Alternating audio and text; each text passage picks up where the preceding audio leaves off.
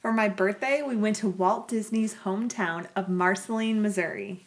So we've been to Walt Disney World a couple times, and we finally realized that his hometown was only 2.5 hours away. How have we not gone there before? I don't know. You gotta show your hands more. I don't...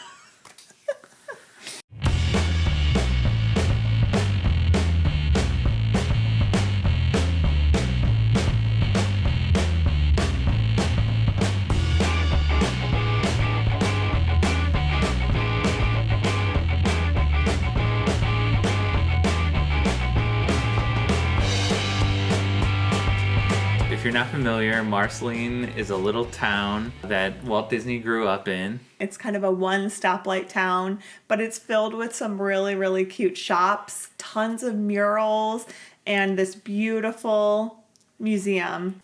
And if you've ever been to Disneyland or Disney World, the Main Street USA is based on this town. You can totally see the resemblance.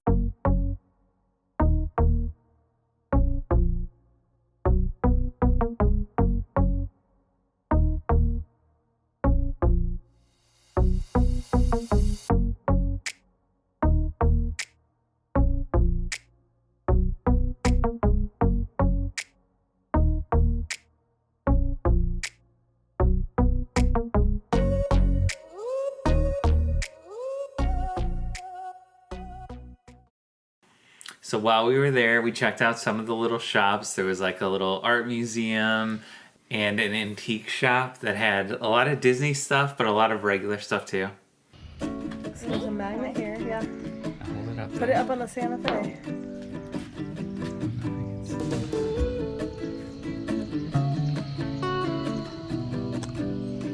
That's pretty cool.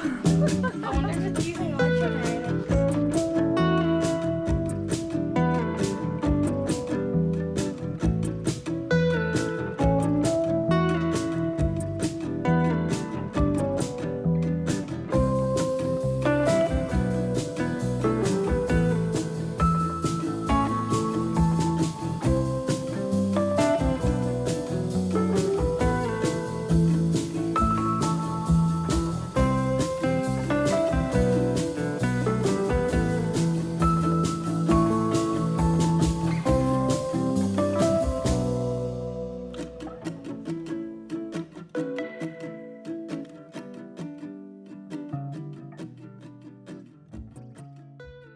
They also had a theater on Main Street, and at the time that we went, it wasn't open. Hopefully they'll get it restored and get it back running. But apparently Disney, when one of his first films was coming out, they actually had a showing there, and he came back to the town where he grew up.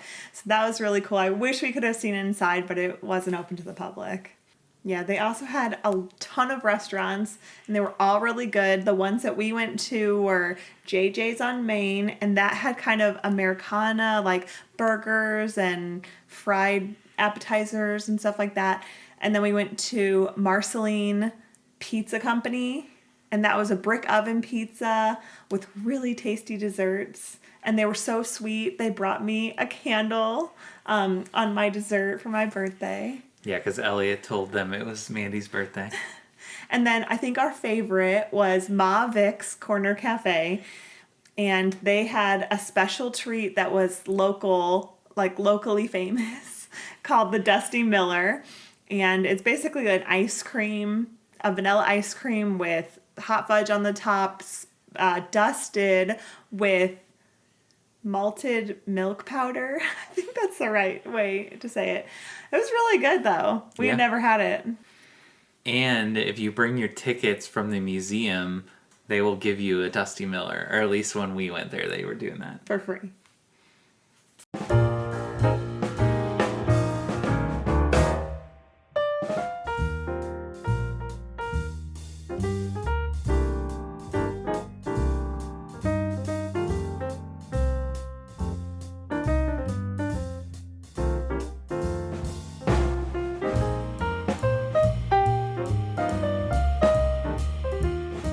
So one of the exciting things they had was a post office. So exciting.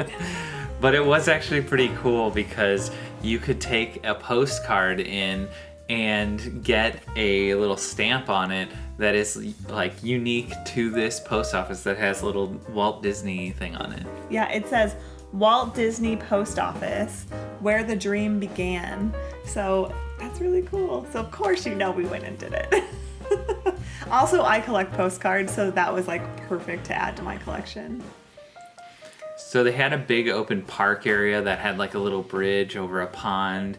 It also had a little merry-go-round and a train that said Disneyland on it. We think it's from actual Disneyland, but I don't know. We're not sure. We're not 100% sure.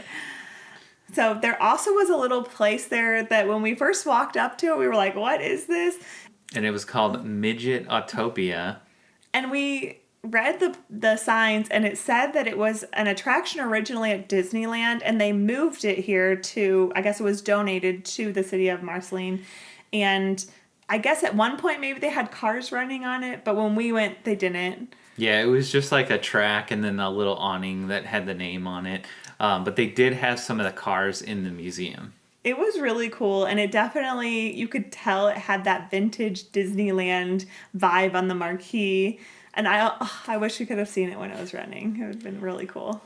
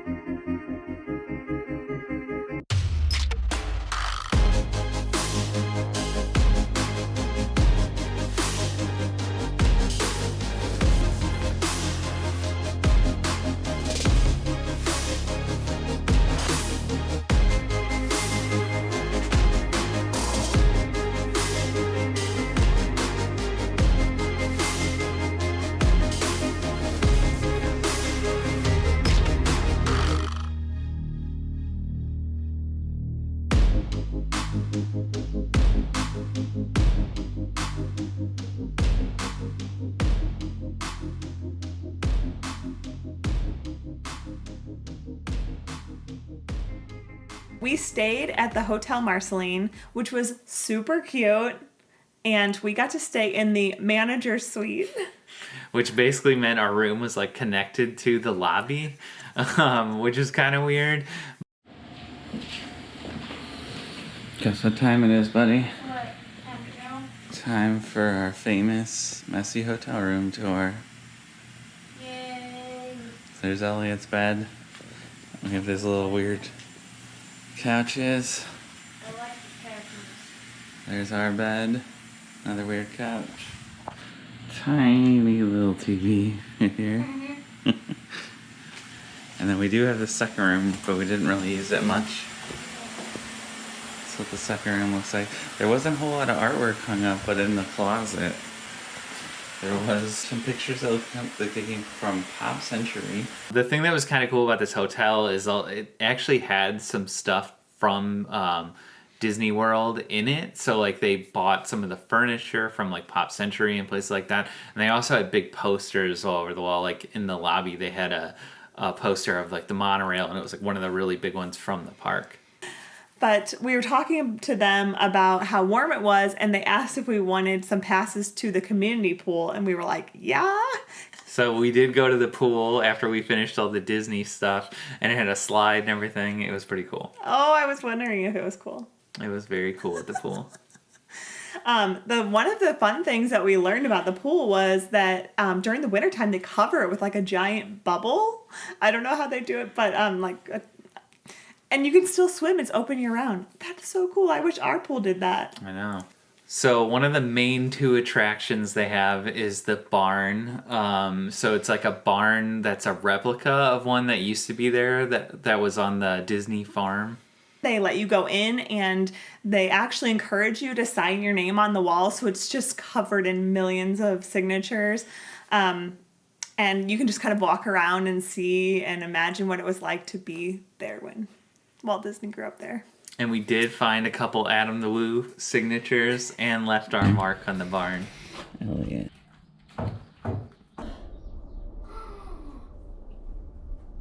Whoa.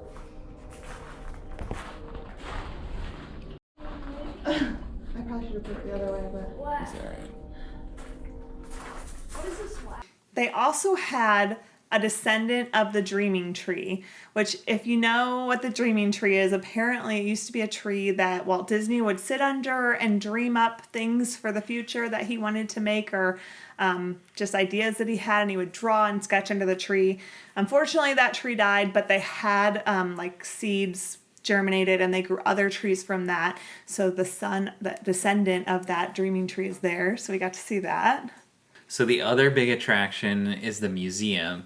And from the outside, it's really cool. It's like an old train station. And it's got all the like fancy clocks all over the place. Yeah, and inside they did an amazing job restoring it, and it has filled wall to wall with all sorts of Disney memorabilia.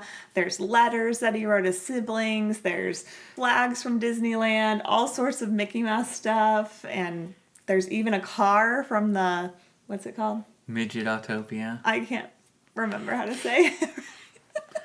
Yeah, and they also had an area that was set up kind of like a school, and it had a desk. I don't think it was the actual desk, but like a desk with Walt Disney's name Like carved in it. into it. And they also had this area where it was like a bunch of little models that they had used to come up with what, you know, Main Street would look like, some of the rides at Disneyland would look like, and all sorts of things like that. It was really cool because you could look down and get a bird's eye view of the park and the rides that we've been to. It was so cool. One thing that we thought that was really cool there was they had been making plans to open a Disney park in Missouri because he loved Marceline so much. But he died before it could happen. It Would've been cool. Amazing.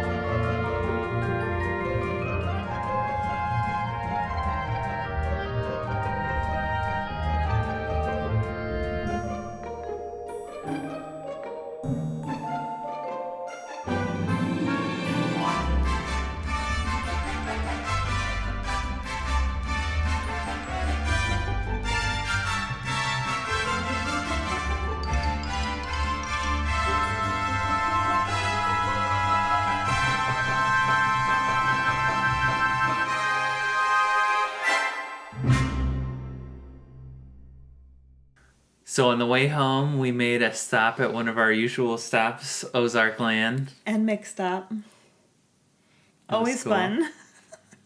If you get the chance, I would highly recommend that you go check out Walt Disney's hometown of Marceline, Missouri. The people there were so nice, and it was such a cute, fun town filled with Disney origin stories and memorabilia. Yeah, especially if you're like in the St. Louis or Kansas City area.